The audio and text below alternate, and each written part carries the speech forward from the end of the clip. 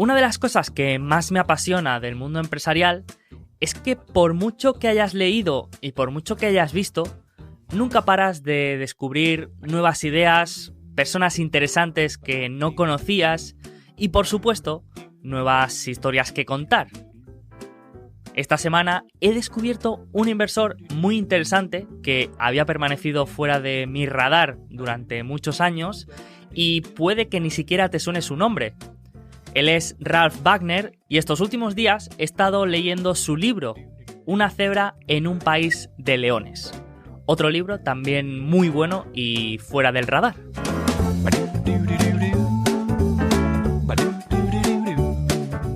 Pero lo interesante de Ralph Wagner es que no solo era un buen inversor, sino que profundizando más en este personaje, también he llegado a sus cartas trimestrales y otros artículos y me he dado cuenta que también era muy buen escritor y tenía una capacidad asombrosa para hacer analogías. Una de las que más me ha gustado está bastante relacionada con el tema de hoy. Wagner explicaba que el mercado de acciones se parecía mucho a un hombre que paseaba a su perro por Nueva York.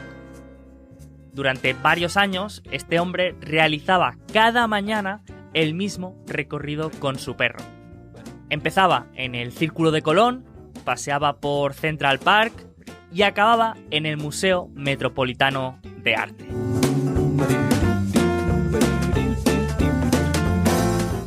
El perro tenía una energía ilimitada y nunca caminaba en línea recta, como la gran mayoría de perros.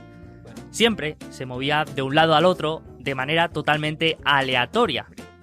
Quizás se paraba a oler una flor, de golpe corría a saludar a otro perro y luego quizá corría de vuelta a saltar sobre su amo sin ninguna razón. En cualquier momento era imposible predecir lo que haría el perro o hacia dónde saltaría. Sus movimientos eran totalmente imprevisibles. Sin embargo, siempre sabías que se dirigía hacia el museo, donde acababa el paseo, porque allí es donde le llevaba su dueño. Lo que es sorprendente, decía Wagner, es que, volviendo al mundo de la inversión, casi todos los inversores parecen tener el ojo puesto en el perro y no en el dueño.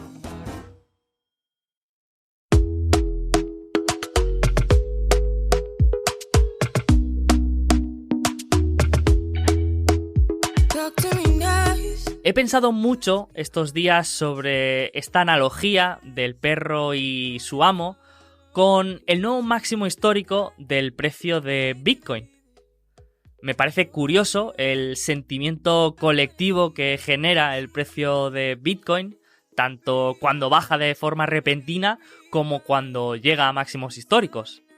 Veo mucha atención en estos movimientos imprevisibles del perro, en las paradas repentinas, los tirones y los ladridos, pero no tanta atención en esa dirección a la que se dirige su amo.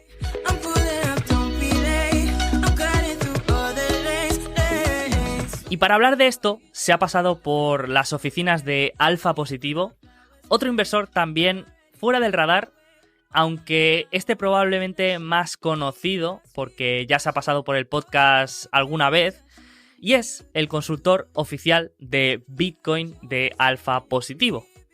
Él es Pello Arrese y es el autor del curso de Bitcoin que tenemos en Alfa Positivo. Y aparte, siempre está en nuestro canal de Discord, ahí activo con las noticias y las curiosidades relacionadas con Bitcoin.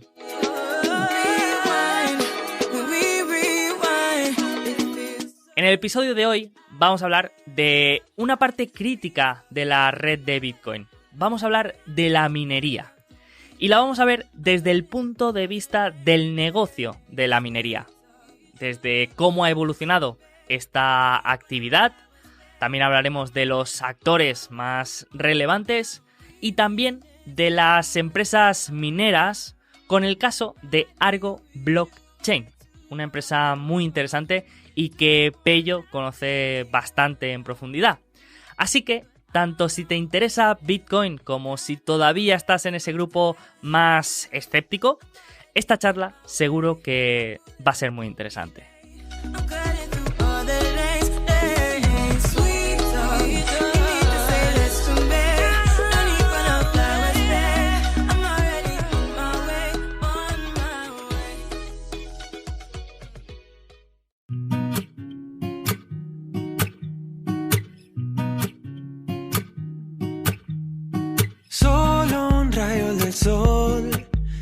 Antes de empezar, recuerda que si quieres estar al día de las empresas que sigues y que llevas en cartera, lo tienes más fácil que nunca.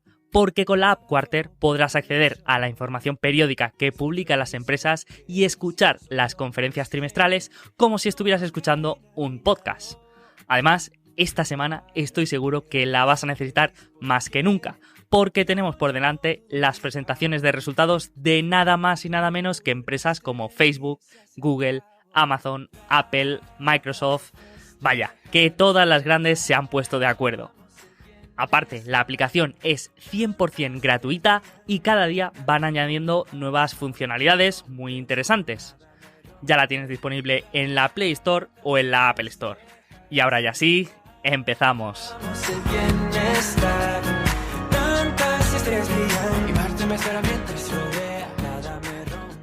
Pello, ¿qué tal? ¿Cómo va todo? Aquí estamos, otra vez, de nuevo en tu casa. Bienvenido a las oficinas, al estudio de grabación de Alfa Positivo, en el que vamos a hablar de un tema que es muy interesante, que creo que no se entiende todavía del todo y que para los inversores que incluso no se atrevan a invertir en Bitcoin, pues puede ser interesante. Para el que no lo conozca, Pello es nuestro consultor oficial Bitcoin. Así que ha hecho un curso ya en Alfa Positivo. Los miembros de Alfa Positivo ya lo conoceréis, ya habréis visto el curso. También siempre está en nuestra comunidad comentando cosas y noticias de Bitcoin. Así que ya es oficialmente nuestro consultor Bitcoin. Y hoy lo hemos traído para hablar de la minería Bitcoin, para entender bien qué es, cómo funciona, qué actores hay. Y para ver un caso en concreto que él conoce bastante bien, después lo comentaremos. Y bueno, y vamos a intentar pues entender mejor este mundo y qué oportunidades hay detrás. Así que, Pello, si quieres empezamos hablando de lo más básico, que sería qué es el minado. Para el que no lo conozca, ¿cómo podríamos definirlo? Bueno, al final la minería de Bitcoin se definió como tal porque es, digamos, el verbo más similar o lo que más asemeja a la minería del oro, ¿no? Tenemos unas personas que extraen del suelo o de un sitio donde, digamos, no hay nada, se extrae oro para luego, bueno, pues venderlo, guardarlo o cualquier otra utilidad. Se utiliza el verbo minería por esta razón, porque eso es lo que más asemeja. En este caso, evidentemente no hay ningún suelo, es simplemente un ejercicio matemático que cumplen los mineros y por este esfuerzo, cuando tienen éxito, se les da una recompensa. Entonces, la minería es lo que mantiene a Bitcoin seguro, es lo que hace a Bitcoin valioso. Entonces, estos mineros tienen un componente o son un componente esencial en la red de Bitcoin. Y por ese trabajo consumen mucha energía y por ende dinero en electricidad. Se les da una recompensa y es, pues digamos, el modelo de negocio de ese tipo de empresas. O sea, como yo lo entiendo, y corrígeme si me equivoco, es que para que Bitcoin funcione y sea seguro, todas las transacciones se tienen que validar y esta validación es la que realizan los mineros, ¿no? Y a cambio de realizar esta actividad, pues reciben una recompensa en Bitcoin. Sí. Y pues eso hace que se mantenga el sistema y que a la vez pues estos actores pues tengan un incentivo para mantener este sistema. Eso es. Si bien es cierto que los mineros no validan las transacciones, ellos se encargan de hacer los nodos. Es decir, la diferencia entre un nodo y un minero es que el nodo lo que hace es validar las transacciones. El minero valida las transacciones en un principio para introducirlas en el bloque que está generando para añadirlo a la blockchain, pero digamos que lo verifica para luego volver a ser verificado, porque un minero malicioso podría tratar de crear un bloque con transacciones falsas por cierto incentivo económico o malicioso detrás. Pero al final, si consigue hacer un bloque válido, al final pasa por el filtro de los nodos, que no ganan absolutamente nada y lo único que hacen es validar 100%. Entonces, pero sí, al final los mineros crean los bloques con transacciones que tratan de que sean válidas, porque en caso de que no lo sean, habrán gastado tiempo y dinero para que ese bloque sea rechazado de plano y no consigan absolutamente nada. Vale, y en este caso, ¿quién tiene los nodos y qué incentivo tiene para operarlos? Los nodos realmente no tienen el incentivo de digamos, la soberanía. Es decir, tú tienes tu propio nodo, que es tu puerta a la red de Bitcoin. Es decir, que si tuvieras tu propio router, no tendrías que irte al Starbucks o a otro establecimiento que no sea tuyo, a casa de un amigo, para conectar a Internet. ¿Vale? En este caso tú tienes tu router, que en este caso es tu nodo, y te conectas y puedes ver toda la información de la blockchain de Bitcoin a través de tu nodo. Incluso otras funcionalidades como un nodo de Lightning Network o cosas así. Pero en principio es para, sobre todo, y lo más importante, soberanía y privacidad. Vale, vale. No hay un incentivo económico, digamos, no ganas dinero teniendo un nodo de Bitcoin. Pero la cantidad de dinero que te hace falta para tener un nodo de Bitcoin es mucho más pequeña que comprarte un minero de Bitcoin. Hablamos de un cero de más extra, comprarte un minero de Bitcoin respecto a montarte un nodo de Bitcoin. O te puede costar 200 euros y un minero 2.000 hasta 10.000 en función de la máquina. Y entiendo que el consumo también no tiene nada que ver. Claro, al final un nodo de Bitcoin es una Raspberry Pi que te consume 5 o 10 vatios. Es como un teléfono móvil en muchos aspectos. Entonces, pues, y lo otro hablamos de que cada máquina te puede consumir 3 kilovatios. ¿Vale? Es prácticamente lo que puede tener una persona de consumo en su casa disponible, contratada. Vale. Entonces, para ver un poco cómo ha ido la evolución, a mí, por ejemplo, yo cuando empecé a escuchar de minería, lo escuchaba porque había gente que minaba en su propia casa con su ordenador, que se descargaba un programa y lo podía hacer con su propio PC, sin necesidad de comprar hardware extra. Pero esto ha ido evolucionando y ahora estamos viendo empresas de millones y millones de capitalización y este poder de minado que se ha ido concentrando en grandes mineras, ¿no? Sí. El proceso fue que al principio de todo, bueno, de hecho los primeros bloques que los minaría Satoshi lo hacía con su portátil, con lo cual la potencia era ridículamente baja. Un par de años después, la gente empezó a minar con tarjetas gráficas, con las del momento, las que había, y por el año 2013 se empezó salió a mercado el primer ASIC. Bueno, la primera máquina especializada en minería de Bitcoin. ¿Vale? Se le llama ASIC, por las siglas en inglés de Circuito Integrado de Aplicación Específica. No es un circuito integrado, son muchos circuitos integrados en una sola máquina. Son chips que son muy estúpidos, no son capaces de hacer prácticamente nada que no sea el cálculo del algoritmo criptográfico SHA-256. Pero son muy buenos y muy eficientes en eso. Entonces, bueno, pues lo único que saben hacer es minar Bitcoin en este caso. O sea, para que nos hagamos una idea, sería como un PC, pero que solo sirve para minar Bitcoin. O sea, un hardware. Un PC que solo sabe multiplicar.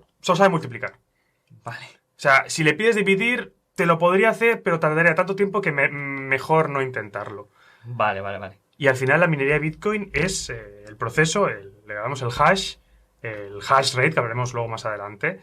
Un hash es digamos, un proceso criptográfico donde coges una información, ya sea un texto, una foto, todo convertido en bits, en ceros y unos, pasarlo por un algoritmo criptográfico que es el 256, el SHA, y este es un proceso matemático, unos cálculos que se tienen que hacer de forma, bueno, pues lo más rápida posible para ser lo más eficiente en este mundillo.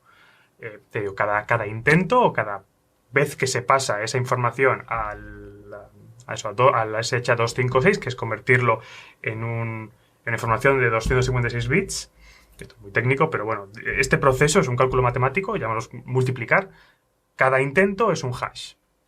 Y el hash rate global es todas las máquinas que hay en el mundo haciendo este proceso iterativo a la vez. Y hablamos de, pues, en vez de gigahashes, terahashes, exahashes, que es lo que tenemos actualmente. Vale. O sea, cuanto mayor es el hash rate, estamos diciendo que más gente hay minando o más empresas con más maquinaria. Máquinas hay intentando resolver los bloques para recibir la recompensa de Bitcoin. Correcto. Por lo tanto, si tú eres minero, te interesa que el hash rate sea lo más bajo posible, porque vas a tener mayor probabilidad de recibir recompensas. Sí, es importante entender que Bitcoin es un protocolo que está pensado para que los bloques se generen cada 10 minutos en promedio. Es decir, se ajusta, digamos, la dificultad que es un término dentro de la red de Bitcoin, que hace que cada 256 bloques generados se recalcula esta dificultad para que sea un número que haga que los bloques en promedio se creen, se encuentren cada 10 minutos. Si cada vez más mineros hay en la red, lo que hace el protocolo de Bitcoin es reajustar al alza la dificultad para que sea más difícil y esa cantidad extra de mineros, digamos que, pues les cueste más descubrir los nuevos bloques. Entonces, sigue habiendo cada 10 minutos. Entonces, la red de Bitcoin es agnóstica prácticamente a cuántos mineros haya funcionando, porque siempre va a haber un bloque cada 10 minutos. Entonces, esto es un concepto importante para el negocio de la minería de Bitcoin, es que es un pastel finito. Cada día, actualmente, estamos a octubre de 2021, se reparten 900 Bitcoins al día. O se generan de la nada 900 Bitcoins. Entonces, los mineros de Bitcoin, por cómo están agrupados, lo comentábamos ahora, se llevan un porcentaje en función de toda la potencia de cálculo respecto al total en el mundo que hay. Que bueno, pues ahora lo explicamos más en detalle, pero es un poco la idea. Entonces, los mineros únicamente son capaces de llevarse una cantidad definida en bitcoins al día o en un periodo de tiempo definido. Vale.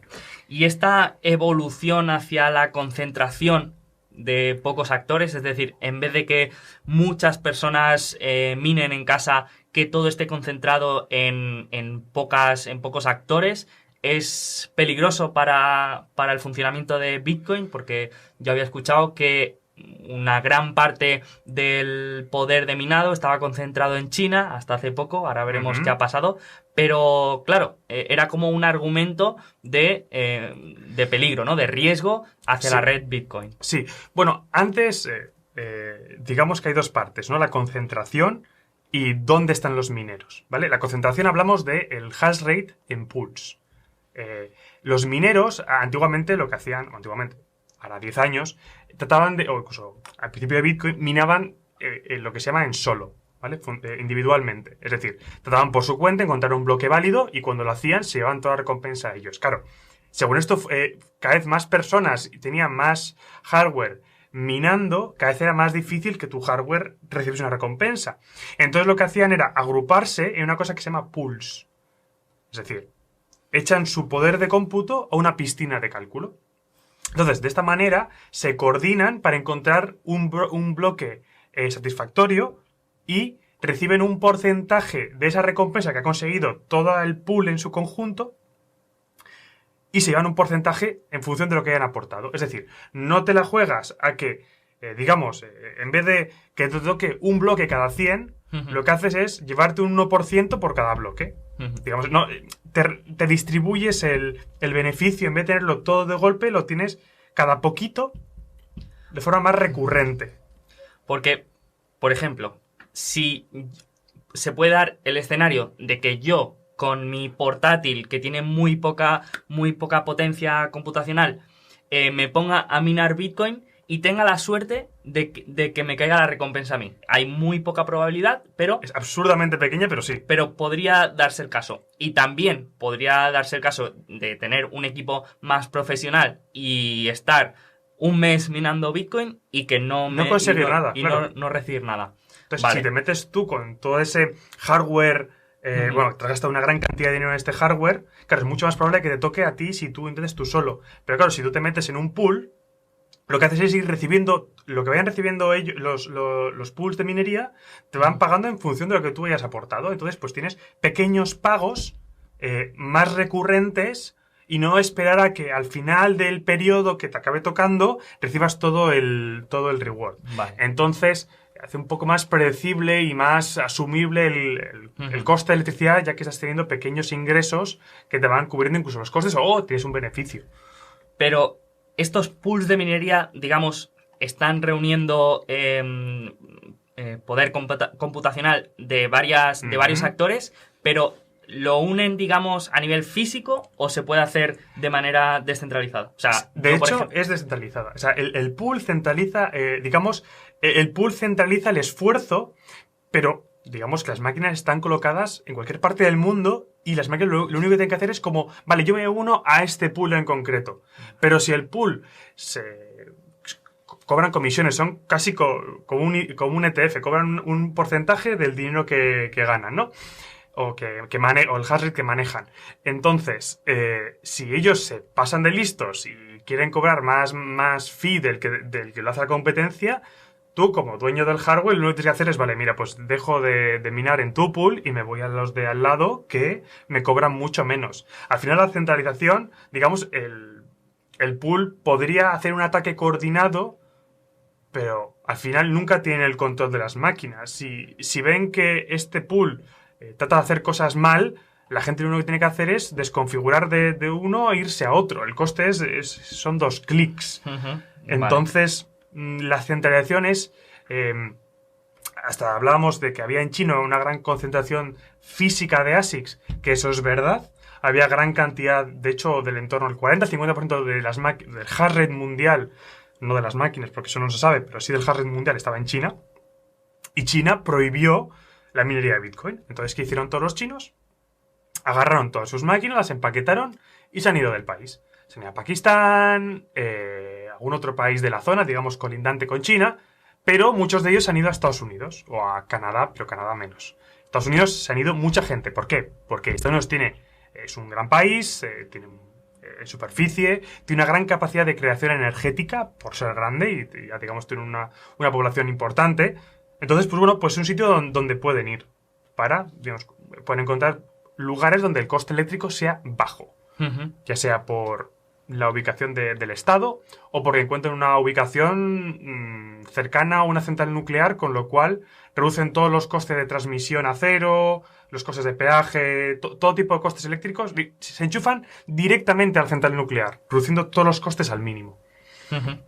¿Y hay alguna explicación de por qué el gobierno chino ha prohibido de la noche a la mañana el minado de Bitcoin? Bueno, al final, evidentemente, Bitcoin es una amenaza a su soberanía monetaria, eso es algo claro, pero cada vez ahora con todos los problemas energéticos que está teniendo China, hay cortes eléctricos en algunas partes del país, pues tiene sentido de que viendo de que esto podría suceder, el gobierno, claro, haya tratado de parar esto por estas 2 razones, es decir, problema con su soberanía monetaria y también con el gran consumo energético que supone Bitcoin.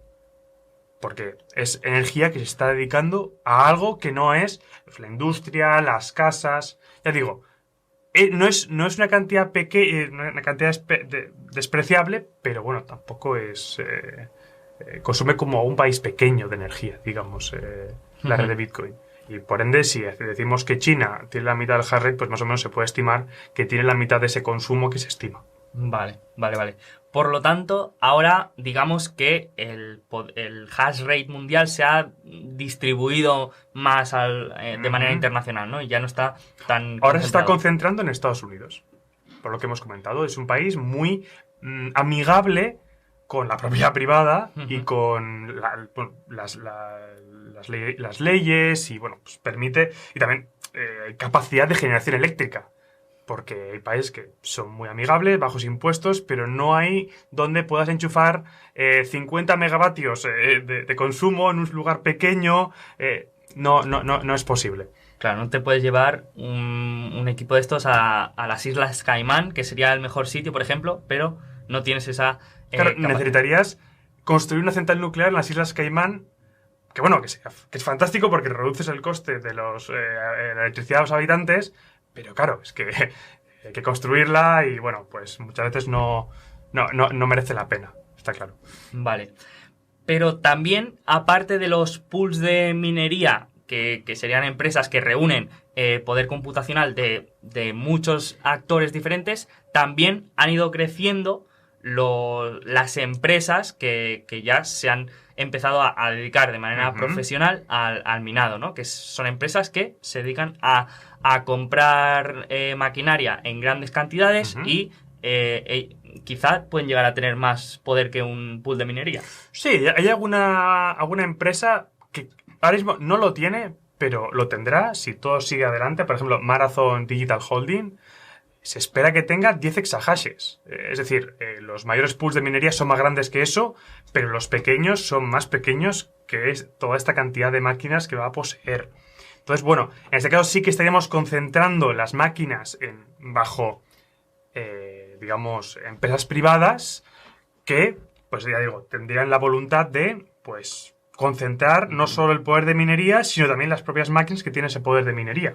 Tiene cierto riesgo, digamos, tiene un riesgo asociado, pero a su vez no lo tiene porque ¿qué vas a estar? ¿Comprando máquinas para destruir lo que te da dinero? Es decir, te has gastado dinero para luego... sería como dinero quemado. Porque no está, si ellos tratan de destruir Bitcoin después de haberse gastado cientos de millones, si no miles de millones de dólares de máquinas para minar Bitcoin, para destruir Bitcoin.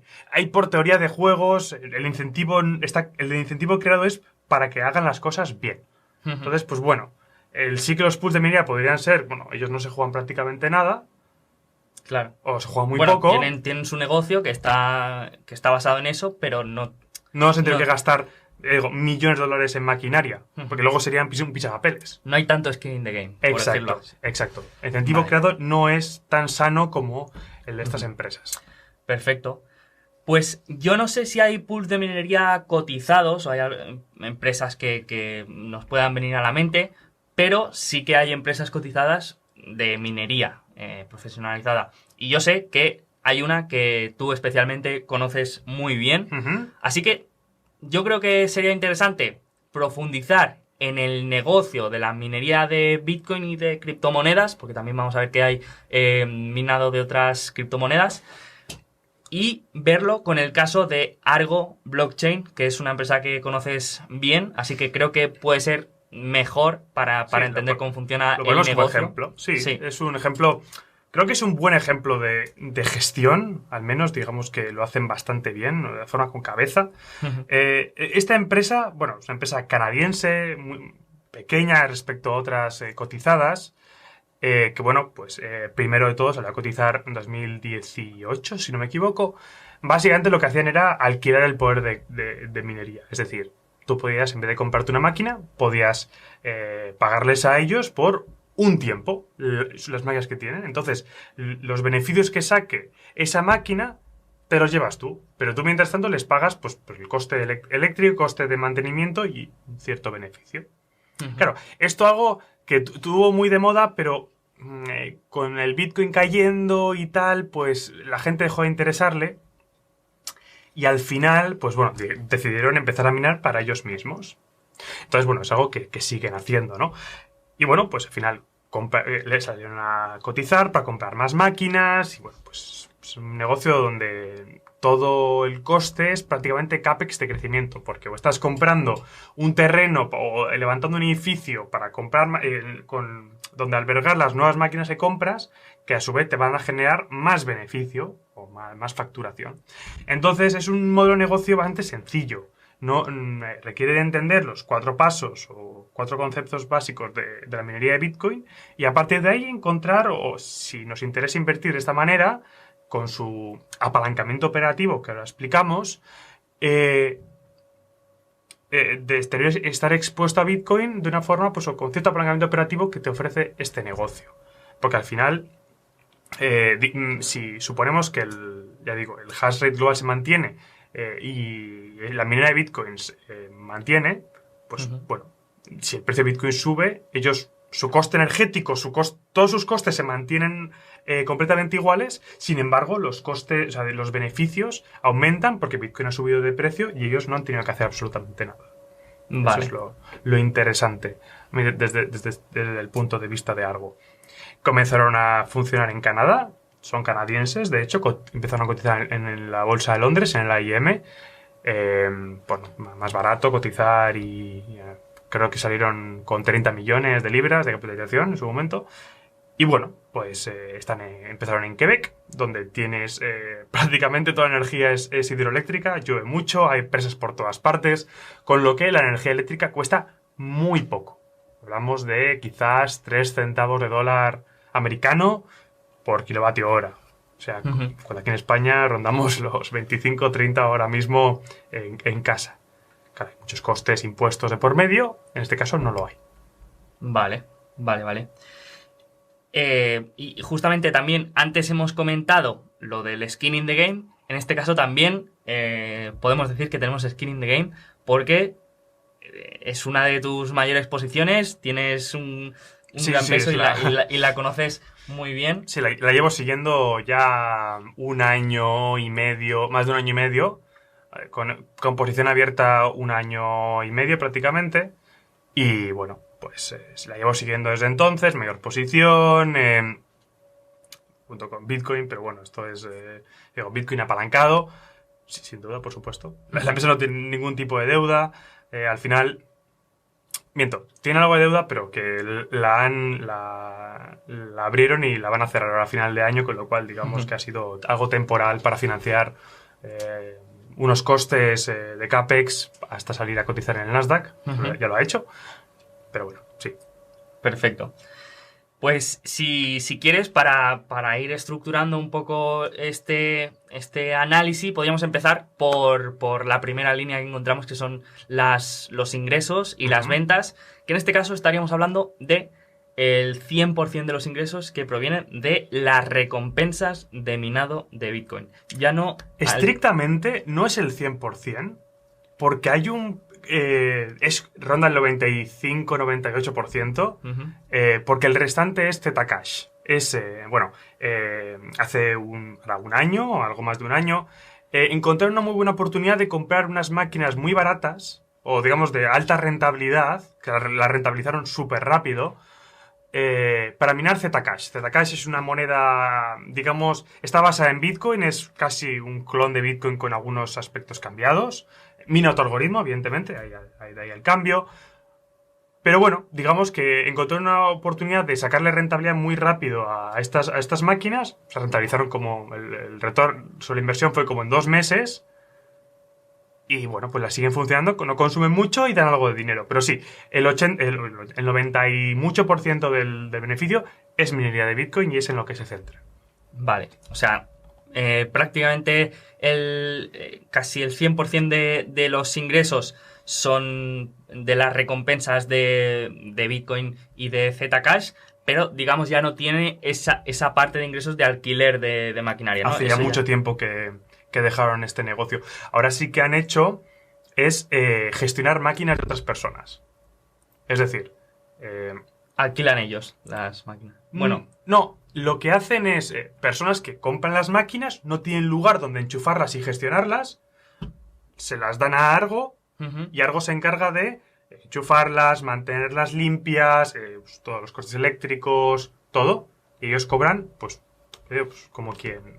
Yo lo pienso casi como una especie de bueno, sí, un gestor de activos. Pero lo que hacen es pues, como quien tiene un servidor y alguien le contrata pues, el servidor para ellos, pero bueno, ellos en este caso son dueños del hardware, pero bueno, ya digo, hay un problema muy grande de... claro, tú compras un montón de máquinas, te gastas millones de dólares en máquinas y consumen megavatios. Y la pregunta es, ¿y ahora dónde enchufo esto? Porque claro, existen muy pocos lugares donde puedas enchufar, o sea, puedas consumir tanta energía en un espacio tan reducido. Porque esas máquinas no ocupan mucho espacio y pueden llegar a ser, digamos, muy apilables. Entonces, encontrar un lugar donde puedas enchufar, o sea, donde puedas consumir una gran cantidad de energía es difícil. Y ya ves, a veces antes el problema era el hardware, que no había cómo comprar máquinas, y ahora es que no encontramos dónde poder enchufarlas. Al final es complicado. Claro, me imagino que el movimiento de prohibición en China ha supuesto una ola de oferta de estas máquinas, de las ASIC. No sé si hay otro modelo también o este es el único proveedor. Hay varios, pero sí. Pero digamos que este es el estándar, ¿no? El Bitmain, el Antminer de Bitmain son lo más común, sí. Vale. Y esas máquinas, bueno, se han movido de China a Estados Unidos y claro, ya digo, es que son máquinas que son muy rentables, pero es que no hay lugares para enchufarlas en Estados Unidos porque, es decir, se están construyendo ahora mismo. O sea, ahora hay una carrera para ver quién construye más rápido, más cantidad de... Pues ya digo, es que es difícil. Es difícil. Vale. Perfecto. Pues tenemos ahí esta parte de ingresos, de recompensas de minado de Bitcoin y de Zcash, y luego la parte de gestión de hardware de otros. Que es de otras pequeño personas. a día de hoy, pero bueno, al final es otro. Al final es a coste prácticamente cero porque es la gente que ya está allí. Es decir, gestionar 10.000 máquinas y gestionar 15.000 o 20.000 máquinas no requiere un coste, digamos, extra que sea 50 o un 100% superior. Quizás Claro. contratar a una persona extra o algo así, pero digamos que es un negocio que escala muy bien. Es decir, ahora mismo no sabría decirte la cantidad de trabajadores pero creo que ronda los 25. Ujú. O incluso he visto en algún otro sitio que son hasta 12. O sea, son muy poca gente. En Argo son 25. Sí. Es decir, una empresa que podrá facturar este año en torno a los 100 millones de libras o dólares aproximadamente y podrá 25 trabajadores. Ujú. Sí, sí. O sea, en este primer semestre de 2021 ha generado unos ingresos de 30 millones y de professional fees, que me imagino que es de técnicos de las máquinas, pues ha tenido un coste de 415.000 libras y de gastos, digamos, de generales y administrativos, 1 millón. O sea que es realmente el ratio ingresos por trabajador es muy alto, ¿no? Aquí lo importante entender es que los costes eléctricos y coste, digamos, como OPEX, coste eléctrico, es muy alto. Es decir, es el mayor coste a día de hoy. ¿Qué sucede? Que el precio de Bitcoin está tan alto que igual puede rondar si eres un... los mineros profesionales, digo, las empresas capitalizadas que están en bolsa, son profesionales, saben lo que hacen y, bueno, pues tienen costes eléctricos muy reducidos. Y puede rondar, en la realidad, ahora mismo, pues quizás un 15% de lo que consiguen en Bitcoin. Es decir, si quisieran si quisieran cubrir los costes al momento de minar, solo tendrían que vender el 15% de los bitcoins recibidos para cubrir sus costes. ¿Qué sucede? Aquí si viésemos las cuentas de Argo, vemos que tiene un coste importante la amortización de las máquinas. Porque claro, es hardware que cuesta mucho dinero y se amortiza de 3 a 4 años. Entonces, claro, todo ese coste se ve reflejado como amortización en la cuenta de pérdidas y ganancias, reduciendo artificialmente el beneficio. Pero, ya digo, si luego añadimos de vuelta esa amortización, y vamos a ver aquí que ahora ha empezado, antes no paga a sus empleados en acciones, que ahora también lo hace, que también se imputa como un coste que no es real, pues digamos que el coste de estas empresas o digamos, el beneficio de esta empresa está reducido artificialmente por estos dos componentes. Pero es un negocio altamente rentable, escondido detrás de muchos costes que son costes contables. Bueno, sí, a ver, en el caso de las máquinas, si tienen una vida útil de 3 años, pues está bien que los contabilicemos como costes, porque quizá en 3 años pues vamos a tener ese flujo negativo de caja y está bien. Esto es un punto importante de los 3 a 4 años. Esto es algo que se hace a nivel contable, es ley, o sea, son como el hardware, según las leyes contables de cada país, son a unos años o a otros. Ah, pero después la vida útil es Es mayor. otra. Ah, Claro. Vale. Y Eso anteriormente las máquinas duraban muy poco, porque el avance tecnológico, digamos que antes estaba en pañales, ¿vale? Entonces, cada año salían nuevas máquinas más eficientes, con más poder, más grandes, más tal. A día de hoy, ya las mejores máquinas ya utilizan los mejores sistemas de producción de chips. Es decir, los de TSMC a 4 nanómetros, que consumen súper poco, son súper avanzados. Pero claro, a día de hoy, ya avanzar o reducir el tamaño de los semiconductores, bueno, es decir, de los transistores, ya es mucho más complicado, es más caro y encima hay escasez de chips. Con lo cual se está complicando cada vez más el avance tecnológico, se está ralentizando, con lo cual el fin de la vida útil de la máquina se está extendiendo. O digamos, ese momento en el que la máquina es un pisapapeles ya se está extendiendo muchísimo. Incluso a día de hoy se pueden encontrar máquinas que sean los Antminer S9, que creo que es en 2016, que con esta subida de Bitcoin las están volviendo a enchufar, porque siguen siendo rentables. Máquinas que siguen siendo rentables a día de hoy desde hace 6 años. que con un precio de Bitcoin a 10.000, a 20.000 estaban apagadas, pero desde que ha subido Bitcoin se han vuelto a enchufar, porque son rentables. Y luego también una cosa que es importante entender es que los antminers son una especie de ladrillo que tienen un ventilador delante y un ventilador detrás, porque lo que necesitan es mucho flujo de aire para refrigerar toda la temperatura que producen. Ahora los mineros se están centrando en la inmersión de estas máquinas. Es decir, en vez de que se refrigeren por aire, se refrigeren por un tipo de líquido, por lo general aceite mineral. Un líquido no conductor que no hace cortocircuito y lo que hace es meter la máquina en este líquido. Entonces, esto refrigera mucho mejor, de forma más eficiente las máquinas y encima les alarga la vida, porque funcionan en un rango mucho más óptimo. Temperatura más baja, se prolonga su vida. Incluso también se pueden apilar de mejor forma. O sea, incluso puedes tener más máquinas en menos espacio, optimizando el espacio. Y, bueno, pues son todo ventajas. Requiere de mayor CAPEX, porque requiere de, bueno, comprar tanques, comprar líquidos, sistema de refrigeración, ¿no? Pues, tiene más costes, pero alargas la vida. Y es algo que se puede ver claramente en estas máquinas. Que cuanto más nuevas, la evolución cada vez es, digamos, la progresión, la eficiencia se reduce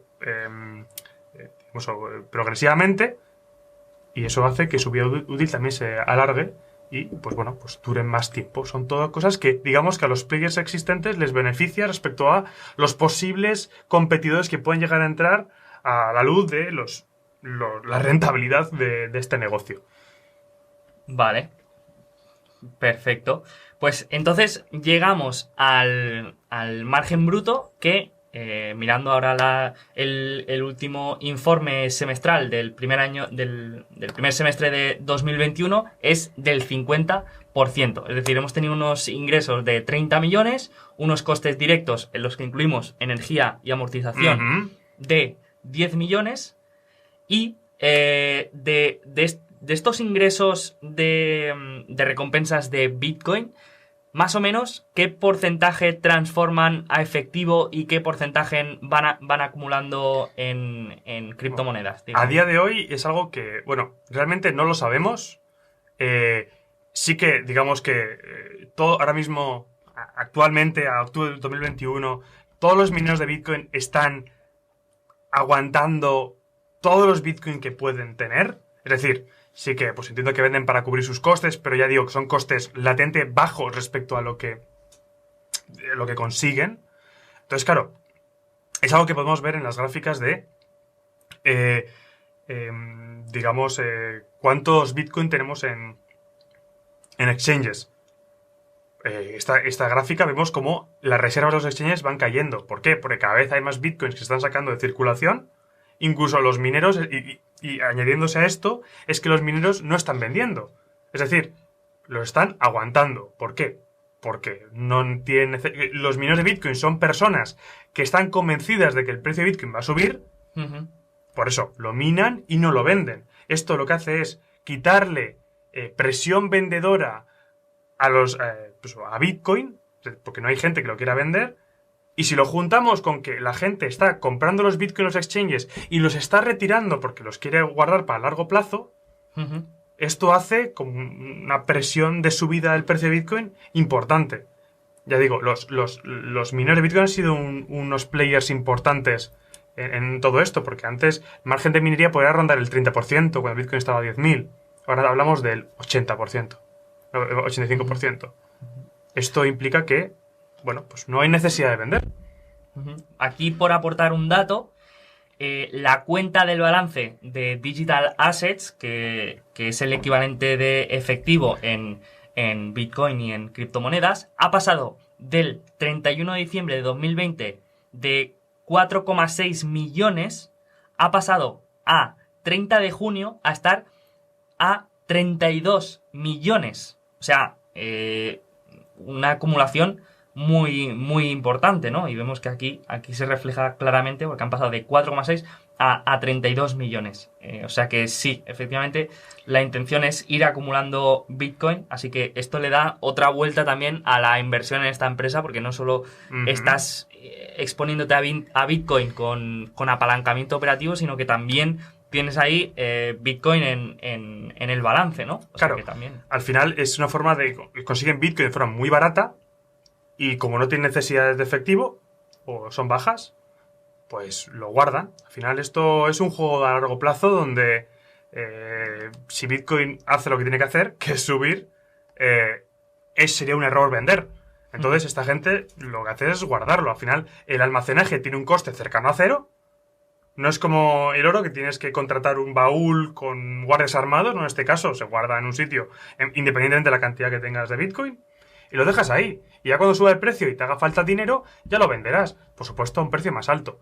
Todo lo que ha sucedido durante estos últimos 12 meses ha sido salidas a bolsa o hacer un upgrade a una bolsa mejor, por ejemplo el Nasdaq, pasar de la bolsa de Londres al Nasdaq o la bolsa de Toronto al Nasdaq, levantar más capital en sus respectivas bolsas. ¿Para qué? Para, primero, financiar sus costes de su circulante y también luego financiar todo el CAPEX de nuevas máquinas, nuevo sitio. Hay algunas empresas que lo que han hecho ha sido diluir, digamos, hacer una adquisición en prácticamente casi todo en acciones para comprar un nuevo lugar donde poner las máquinas nuevas que han comprado, porque claro, no tienes espacio en tu lugar anterior para albergarlas, porque ya digo, o espacio físico o consumo disponible. No tienes la conexión a la red eléctrica suficiente para conectar las máquinas. Entonces, requiere otro sitio.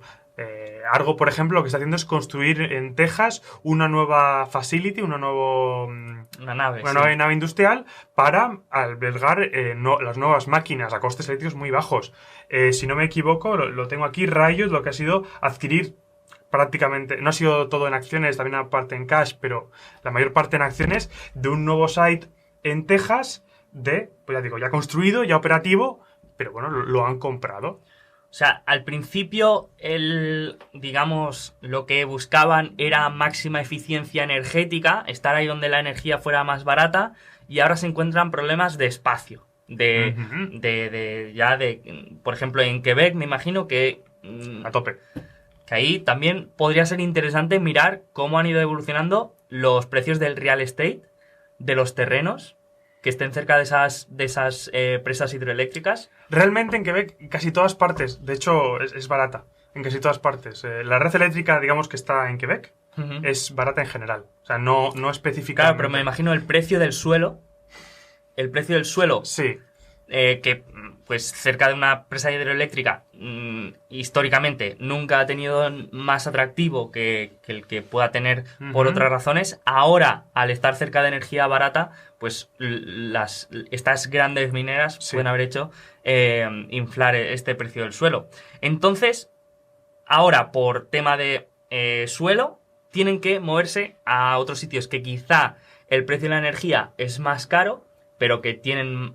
que el precio del suelo es más barato. O que bueno, es una combinación de... Al final, el coste del suelo es un coste fijo, que lo puedes ir amortizando en el tiempo. Coste eléctrico es un coste que está... Cada vez que tú estás produciendo bitcoins, estás consumiendo. Entonces, bueno, digamos, el coste es jugar con qué te interesa, porque, ya digo, hay mineros de bitcoin que se han ido a Nueva York, cerca de las cascadas del Niágara, a las presas que hay por la zona... y ubicarse justo al lado porque te reduce los costes. Sin embargo, el coste del eléctrico en Estados Unidos, en Nueva York, es más alto que el de Texas, por ejemplo. Pero claro, en Texas es porque tienes una red distinta que es independiente al resto, gestionado por el ERCOT. Entonces, es un juego donde hay que conseguir la electricidad más barata con el suelo más barato, donde, ya digo, realmente hay tres variables. Y tienes que eficientizarlas, si está bien dicho, al máximo. No tiene más. Entonces, puedes encontrar el suelo más barato, electricidad más cara, o viceversa, una combinación de ambas.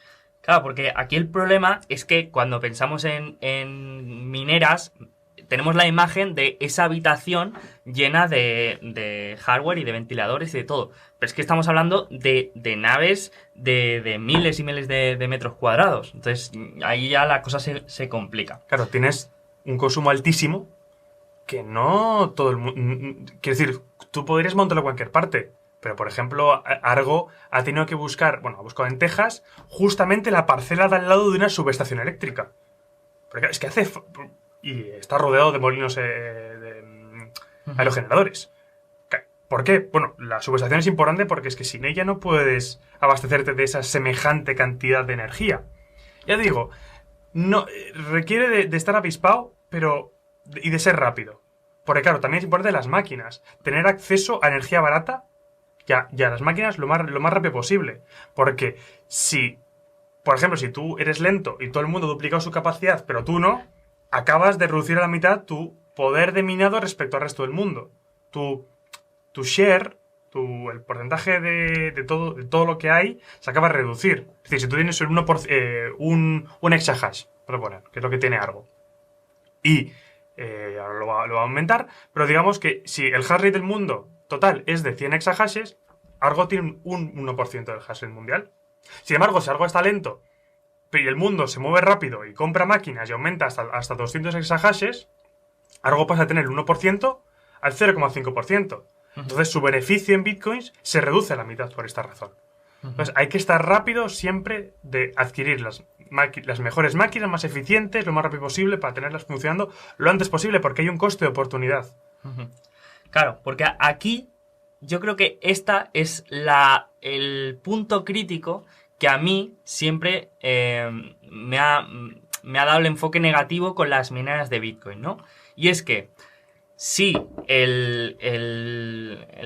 la recompensa está asociada al precio de Bitcoin, conforme el precio de Bitcoin vaya aumentando, más incentivos hay a que más gente vaya, o sea, haya más interés por minar, ¿no? Y esto al final, desde un punto de vista económico, tiende al equilibrio. Es decir, que cuando el precio de Bitcoin va aumentando, el hash rate también va a ir aumentando porque va a salir a cuenta el minado.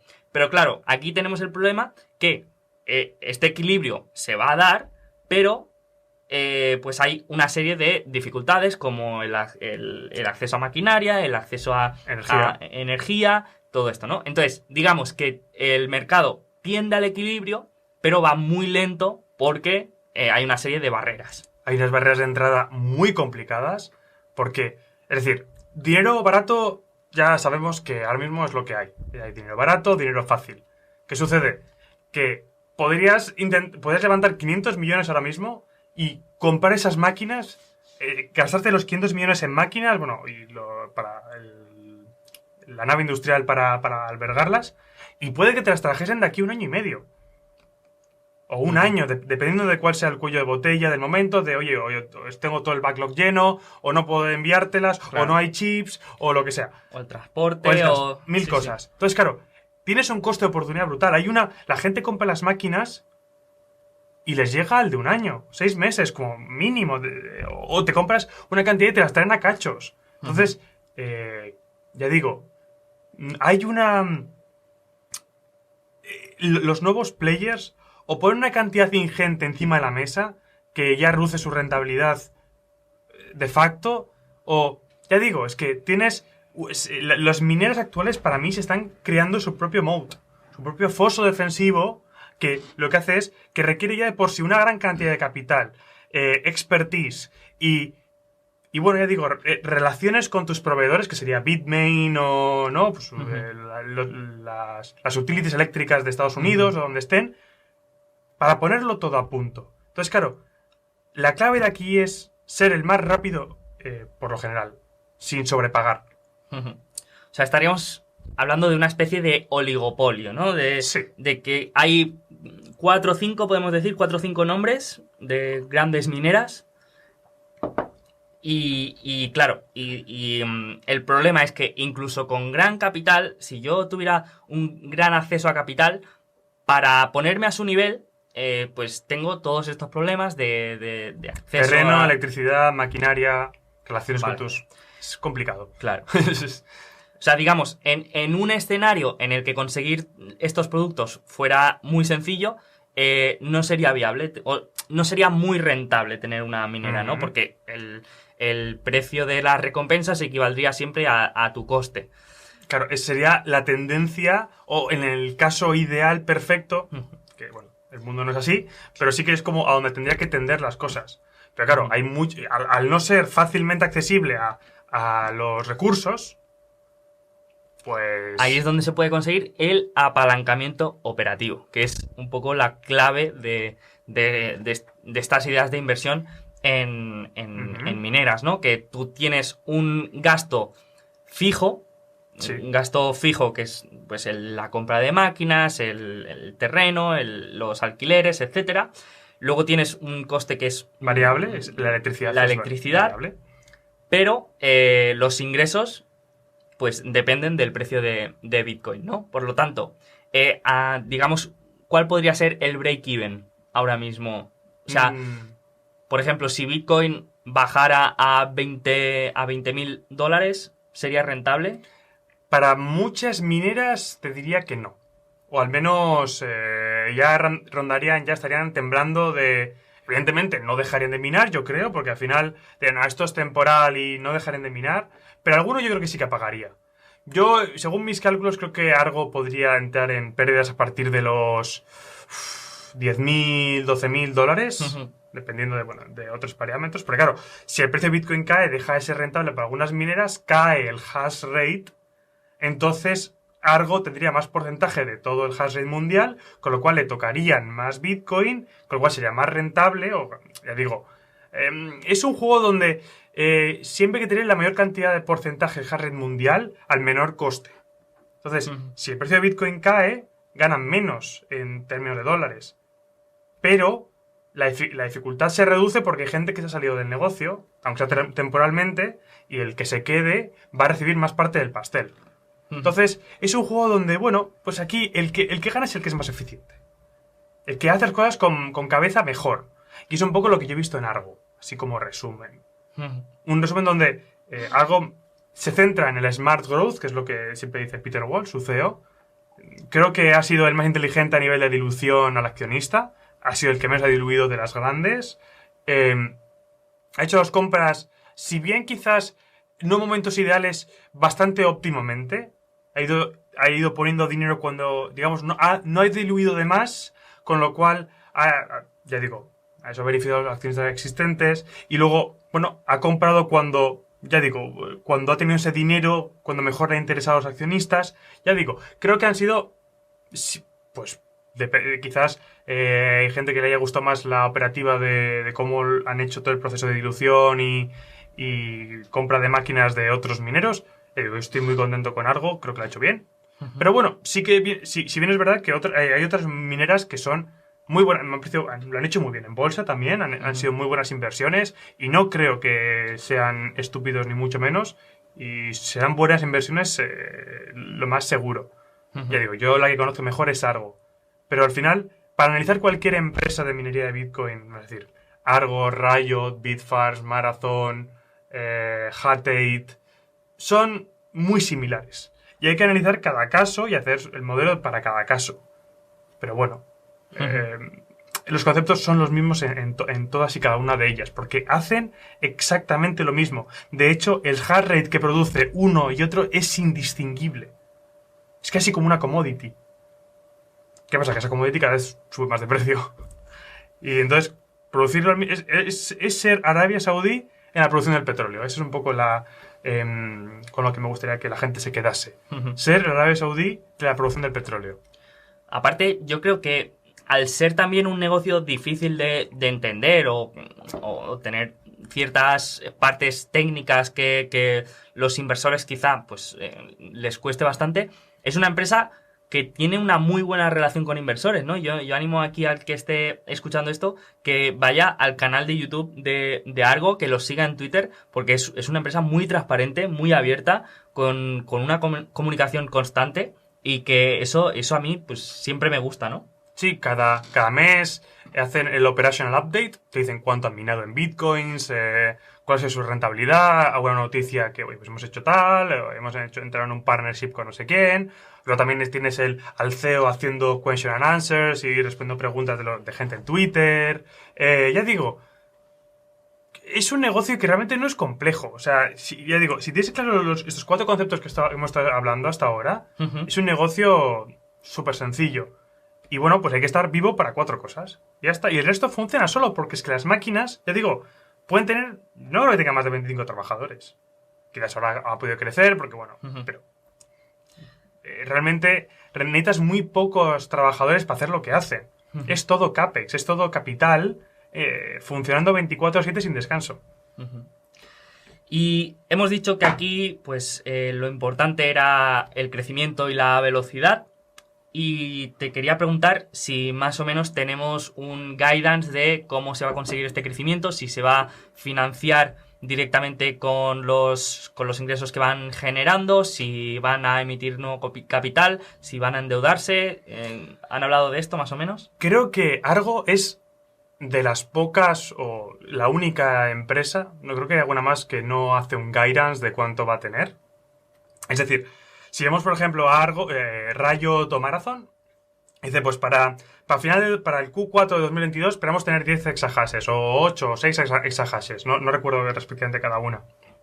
Y te dicen, pues bueno, aquí tenemos cómo va a ser la progresión. Sin embargo, Argo no dice cuánto va a tener, que creo que es un poco algo que les perjudica a nivel de cara a inversores, pero creo que tiene una parte buena. Es decir, Marathon y Riot ya se han comprometido a hacer las compras. O digamos, las van a pagar, ya las han comprado, tienen unos schedules de pago, tienen que pagarlas. Vale. Algo lo que hace es decir, oye, cuando tiene una buena oportunidad y tiene el dinero en la mano, paga. O las compra de forma más oportunísticamente. Los dos, claro, yo digo, ahora mismo tienen un exahash, para el final de año ya compraron máquinas y van a llegar ahora y tendrán 1,7 exahashes, y ahora con la salida a bolsa en Nasdaq han levantado capital y van a, si no me equivoco, ya han puesto todo el dinero, que son unos 120 millones de dólares, a comprar nuevas máquinas.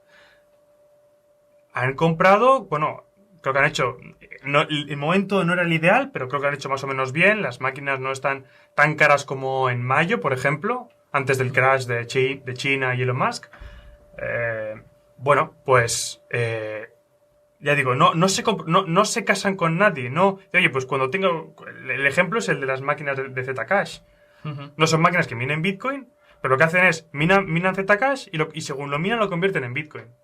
Entonces, claro, realmente lo que buscan es la mayor rentabilidad posible. No crecer por crecer emitiendo acciones, porque claro, lo inteligente no es emitir deuda, es ampliar capital para no sufrir, para reducir la posibilidad de default. Al final, esa es la idea.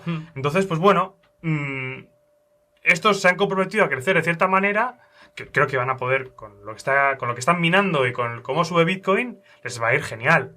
O sea, no creo que vayan a tener planes para pagar. Pero la cosa es que hay que tener cuidado, que se han comprometido y que como por algún motivo vuelva a caer Bitcoin y caiga de más, se van a ver con el agua al cuello. Y les van a cancelar los pedidos y tal. No, algo lo que ha hecho ha sido, pum, pon el dinero sobre la mesa, yo lo tengo, te lo voy a pagar, aquí lo tienes y compro. Ya digo, son formas de hacer el approach al negocio. Uno más growth, crecimiento, casi a cualquier coste. Creo que Argo ha sido la que menos ha diluido respecto al resto de comparables. O sea, no tengo los números, pero pondría la mano en el fuego. Y si no ha sido el que menos, ha sido de los que menos. Ha diluido como un 50% en el último año. Entonces, ya digo, no crecer por crecer. Que creo que eso es importante. El crecimiento a cualquier coste acaba siendo malo. Al final del día. Tema de propiedad de insiders, lo habíamos hablado, pero ¿cómo lo ves? ¿Tienen el equipo directivo, podríamos decir que tienen Sí, hay poco ownership. Eso es una cosa que, digamos, que no me atrae, o digamos que es un punto negativo. No hay mucho insider. El CEO tiene pocas acciones. Bueno, de hecho, compró cuando yo compré y luego vendió cuando estaba prácticamente arriba del todo. La verdad que hizo un trading increíble. Pero, ya digo, no es un negocio que requiera de especial habilidad. No requiere de buena conexión con China y los proveedores de hardware. No lo digo porque al tener una gran importancia la asignación de capital, el cómo consiguen el dinero, el cómo lo invierten y cómo van creciendo, aquí sí que es una de estas empresas que, oye, pues me gustaría que hubiera una alineación importante, ya que el tema de la asignación de capital pues tiene mucho peso, ¿no? Claro, la asignación de capital es lo más importante, pero este último año y medio lo han hecho fantásticamente sin tener un accionista de referencia. Sí. Quiero decir que yo siempre digo que realmente no tener un accionista de referencia o que el CEO no tenga una gran cantidad de acciones, evidentemente es preferible que lo tenga. Pero una empresa le puede ir genial sin que el CEO, por ejemplo, Games Workshop es un ejemplo claro. El CEO lleva desde 2015, lo ha hecho genial y tiene el 0,02% de las acciones. Sí, pero lo digo porque a nivel general, en el mundo empresarial o como según mi experiencia, cuando estamos en estas situaciones de crecimiento a cualquier coste, las empresas con menor alineación de intereses con los accionistas son las que quieren crecer a cualquier coste. Porque para un gestor, para un directivo, el gestionar una empresa de 50 millones es muy diferente que gestionar una de 10. Entonces, lo que suelen priorizar los directivos es el crecimiento a todo coste. En cambio, cuando estamos hablando de una empresa con una alineación importante, ahí sí es cuando ves el crecimiento inteligente. Sí. No vamos aquí a hacer locura, sino que vamos pensar a largo plazo porque esto es mío, esto... Claro. Exacto. En este caso, aquí tengo los números, el presidente tiene el 0,27% de todas las acciones. Tiene 1 millón de acciones ahora mismo, según su página web. Sarah Go, que no sé quién es, ahora mismo tiene el 0,7% de las acciones. Y el mayor accionista es Block ETF de Toroso Asset Management, con él casi el 5% de las acciones. Ya digo, no hay un accionista de referencia en realidad. Y, bueno, sí que había una persona un tanto de dudosa, reputación, que había sido condenado o imputado con diamantes de sangre, cosas bastante no agradables, pero vendió cuando subió mucho Argo, así que ya no está en la empresa, y los fundadores originales también han ido vendiendo. Entonces, digamos que, ya digo, no hay un accionista de referencia, pero eso no le ha impedido hacerlo, no solo a nivel de acción, precio, operativamente lo han hecho muy bien. Sí, al final esto lo que hace es aumentar tu tasa de probabilidad de éxito, ¿no? No tiene por qué salir mal, pero sí que es algo que te gusta Yo siempre digo, no es un sine qua non. O sea, no es un tiene que haber esto para que le vaya bien. No. Games Workshop es un ejemplo. El mayor accionista, bueno, es un fondo de inversión de gestión activa. Billy GeForce, por ejemplo, que el CEO pues tiene el 0,02% y la CFO el 0,01% aproximadamente. Que les ha ido fantásticamente. Hay que entender todo en su contexto, ¿no? Esa es la clave del asunto y mi punto. Perfecto. Pues si quieres pasamos ya a la última fase. Ya sabes que a los inversores más value nos gusta hablar mucho de la valoración. Entonces, te quería preguntar cómo aproximas tú la valoración a esta empresa para hacernos una idea del posible atractivo viéndolo con los ojos del value investing, ¿no? Sí, me he hecho mi modelo de Excel con valoración, descuento flujos de caja, aproximado. Al final esto es tan volátil el precio y todo que, bueno, yo hago una aproximación, trato de ser lo más conservador posible. Yo lo que hago es, la contabilidad lo que hace es suponer que cada Bitcoin minado le asigna un precio, al precio al que estaba en el momento en el que lo minó, aunque no lo vendan, ¿vale? Entonces, ese es el precio que podemos ver en su cuenta de pérdidas y ganancias. Yo lo que hago es valorar los Bitcoin que minan al precio que minan aproximadamente. Entonces, como si lo vendiesen todo al precio al que lo minan. ¿Por qué? Porque a mí eso es el caso pesimista. Me voy a explicar porque, claro, ¿cómo que si lo vendes es pesimista? Como los que estamos en este mundo de la minería de Bitcoin creemos que Bitcoin va a subir, pues lo lógico es minarlo y almacenarlo porque valdrá más en un futuro. Entonces merece la pena guardarlo. Entonces, si lo vendieran, para mí sería negativo. Entonces, bueno, suponiendo que en este caso negativo de que lo venden, pues yo hago ya digo, es que es una cuenta muy sencilla. Si tú multiplicas la cantidad de bitcoins que va a haber minados en un mes, y lo multiplicas por el porcentaje de share en promedio que va a tener algo ese mes, te sale una cantidad de bitcoins. Y coges si tú estimas el precio promedio de bitcoin de ese mes, ahí tienes su facturación. Es muy sencillo. Entonces, y eso es la forma que yo tengo de valorarlo. Estimo ciertas salidas de flujos de caja o entradas, porque en este caso ha emitido acciones, hay una entrada de flujo de efectivo. Pero bueno, ya digo, la valoración es algo muy susceptible porque al precio de Bitcoin, al hash rate que tenga algo, al hash rate que hay en todo el mundo en total, es algo que yo no me atrevería a decir un precio objetivo porque depende de tantas cosas y es tan variable que la volatilidad es algo que está... O sea, no es volátil por especulación. Realmente es volátil porque su futuro es tremendamente incierto. Sí. Y cambia cada mes. Entonces, yo trato de coger un caso conservador y más o menos tengo un precio al que digo, oye, mira, por debajo de este precio yo estoy dispuesto a comprar. Porque es caso de decir, oye, es que le va a ir fatal. O, quiero decir, o tienen un escenario futuro por delante muy negativo. Sí, yo creo que lo enfocaría así. O sea, hacer una proyección con un precio medio de $50,000 por Bitcoin, calcular, digamos, el beneficio operativo y luego quitarle todo el Bitcoin acumulado, quitarle toda la caja y ver, digamos, el valor del negocio, el valor del negocio operativo.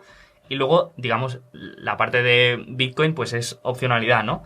Entonces, no sé si tenemos un múltiplo sobre, por ejemplo, EBIT o EBITDA o sobre... A mí me gusta mirarlo, en este caso, teniendo en cuenta lo que hemos comentado de que el beneficio contable está tan falseado por la amortización, yo suelo tener en cuenta el flujo de caja operativo.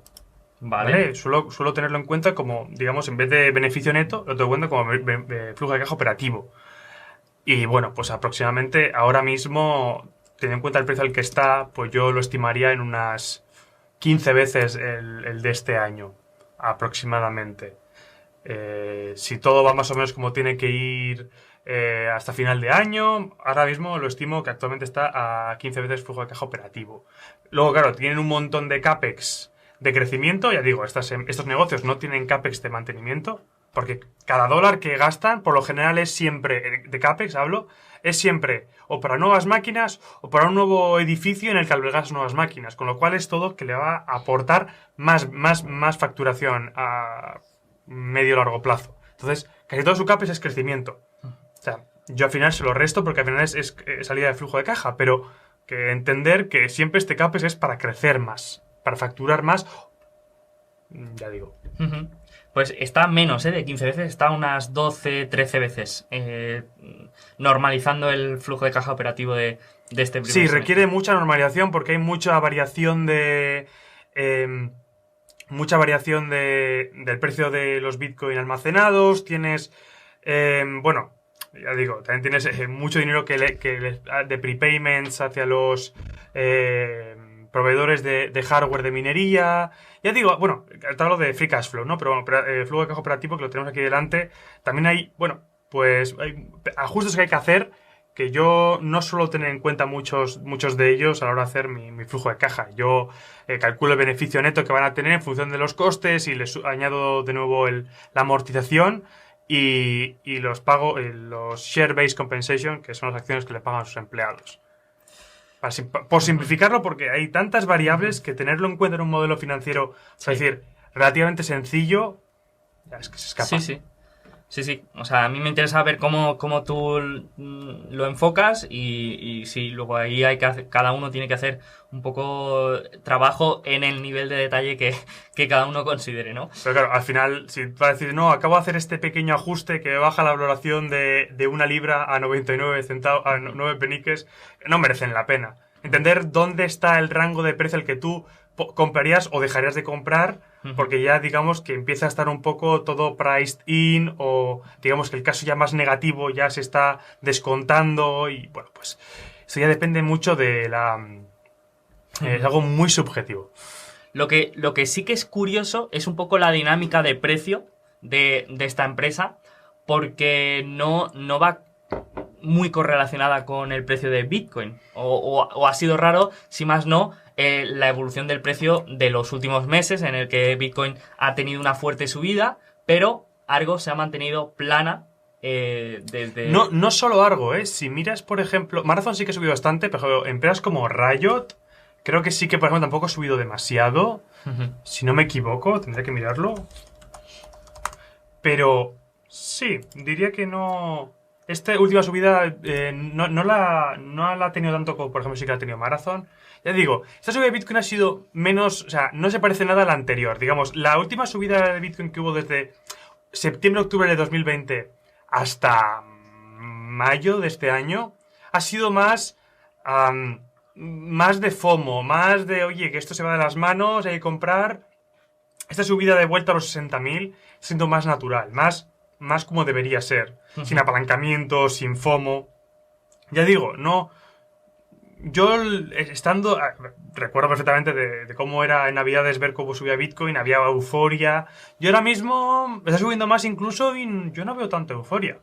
Entonces, también puede ser ambas cosas. A no haber euforia, no hay gente tratando de comprar acciones relacionadas con Bitcoin, entonces, ya digo. Sí, a ver, que intentar buscar explicación a los movimientos de mercado, pues a veces es ridículo, ¿no? Y simplemente, pues, pasan cosas que quizá no tienen explicación y es simple volatilidad. Pero sí que es curioso, ¿no? Que tú te esperas que toda empresa relacionada con Bitcoin pues tenga una cierta correlación y en este caso pues lleva plana varios meses que, oye, que también puede ser una oportunidad.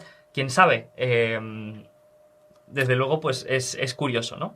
Sí, al final esto está relacionado con Bitcoin, pero es algo que, primero de todo, hasta hace menos de un mes solo cotizaba en Londres hasta, diciembre del año pasado.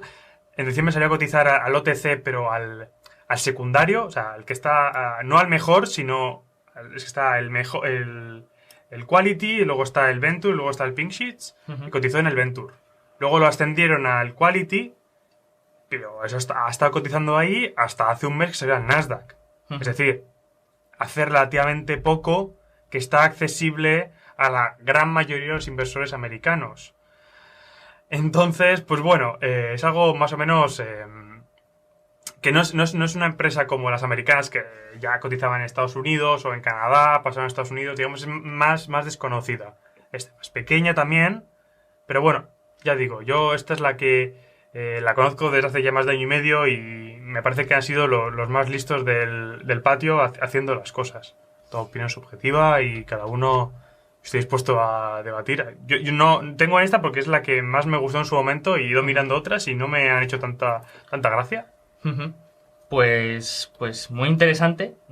Como conclusión, pues tenemos una empresa con altos retornos, unos márgenes muy buenos y con una cierta ventaja competitiva de que comparten los 4 o 5 actores principales que les permite explotar una ineficiencia mientras el mercado tiende al equilibrio y que esta ineficiencia puede hacer que lleguen a construir un foso defensivo que sea de larga duración. Puede llegar a suceder. Y ya para cerrar, ¿qué riesgos tú verías o qué es aquello que siempre te gusta estar atento y que bueno, que sí, lo considerarías como un riesgo? Al final, el riesgo para mí más importante es cómo asignan capital. Es decir, si una empresa que tan importante es asignar capital, que casi toda la empresa gira en torno al CAPEX, a las máquinas, que es hardware, es capital puro y duro, requiere de monitorearlo de forma continua para, bueno, pues ver que lo están haciendo bien. Como he dicho, no hay un accionista de referencia y aún así considero que lo que han ido haciendo ha sido adecuado. Evidentemente, al ser más pequeños que el resto, pues tiene ineficiencias de escala. O digamos, ahí existen eficiencias de escala cuanto más grande eres. Claro, diluyes menos, tienes mayor acceso a capital. Claro, las empresas más grandes cotizan en el Nasdaq desde un principio, ¿no? Entonces, claro, el Nasdaq es un mercado mucho más líquido, un mercado de capital mucho más avanzado que el de Londres o el OTC. Entonces, claro, el acceso a capital es muy importante en este negocio y tener acceso al capital más barato y en mayor cantidad posible es una ventaja también en sí misma. Creo que se beneficia Marathon, o se ha beneficiado empresas como Marathon en el pasado, pero ahora también algo se puede beneficiar porque ya cotizan en el Nasdaq. Entonces, claro, la idea es que aquí hay un first mover advantage, la ventaja del primero que mueve, o de los primeros que mueven, muy importante. Porque cuanto más grande seas, más eficiente vas a ser en casi todo. Porque mejores contratos vas a tener con los proveedores de electricidad. Porque vas a poder apalancar tu tu terreno en el que compras y montas todas tus máquinas, vas a apalancar todos esos costes sobre, te digo, más máquinas en el terreno. Hay beneficios de escala claros que se van viendo más evidentes según adquieres tamaño. Y ya digo, es importante crecer, y lo que está haciendo Argo. O sea, Argo está creciendo mucho, pero quizás no tanto como el resto, porque no lo han hecho, desde mi punto de vista, hacerlo crecer por crecer. O crecerlo a costa de todo lo demás. Porque podrían haber diluido el doble, levantado el doble, pero igual no tenía tanto sentido. Al final esto, tener más acciones no te hace ser más listo. Eso es un poco lo que decimos, decir, lo que he dicho antes de que no tiene por qué tener más alineación, ser mejor, hacerlo mejor operativamente. Perfecto, pues yo creo que para el que haya empezado a ver este vídeo sin saber lo que era una minera de Bitcoin ni cómo era el proceso de minado de Bitcoin, yo creo que se puede hacer bien una idea de cómo funciona este proceso y de los negocios que se han ido creando alrededor de esta red de Bitcoin y de las criptomonedas. Y viendo el caso de Argo, pues yo creo que se ha entendido bien y hemos visto que lo interesante que puede llegar a ser, ¿no? Eso que no hemos comentado, que tiene otras pequeñas inversiones en otras, o unos partnerships digamos más secundarios, como por ejemplo tiene el 25% de una empresa que se llama Pluto, que es hace tema de staking de otras criptomonedas que no son monedas de proof of stake, no proof of work. Que han, digamos, diversificado por esa parte. Tienen un partnership con otra empresa en la que son dueños de Terrapool, que es un pool de minería que solo permite a mineros que minen con energía renovable. Que ellos tienen un partnership con ellos. Pero digo, son pequeñas cosas que yo, desde mi punto de vista, las valoro como cero. Es dinero puesto ahí que no vale para nada. Y ya digo, son cosas que están ahí, que pueden generar valor a largo plazo, pero que para mí ahora mismo no tienen ningún valor y yo lo valoro yo valoro algo sin... digamos que han puesto ese dinero y ya lo han perdido. Vale. O sea, pero que la gente sepa que está ahí. Que hay ciertas semillas que va plantando la empresa. Vale, es. Eso también... Hay opcionalidad en otras cosas en las que están invertidos, que bueno, pueden no dar nada, pero que están ahí. Lo hemos comentado porque esto iba de minería de Bitcoin, que es su negocio en realidad. Pero tienen pequeñas apuestas, como los other bets de Google, que pueden salir bien o pueden salir mal. Yo los valoro como cero. Luego ya que me sorprendan. Perfecto. Pello, pues muchas gracias por venir aquí, por hablar de este tema en el que yo estoy tan fuera y que la verdad que me interesa. Y creo que también para muchas personas puede ser interesante, porque yo noto, cuando hablo con otros inversores, que realmente no se entiende muy bien estas empresas de minado o que se ven muy comoditizables y esta parte que hemos hablado de las barreras de entrada, pues no se entienden tan bien. Así que yo creo que puede ser muy interesante. Así que muchas gracias. El que te quiera preguntar cualquier cosa lo tenéis en Twitter, @pelloarrese. Ahí para cualquier cosa, para molestarle, para preguntar cualquier duda que salga sobre la empresa. Así que nada, muchas gracias y nos vemos en la próxima. Un placer estar aquí, como siempre.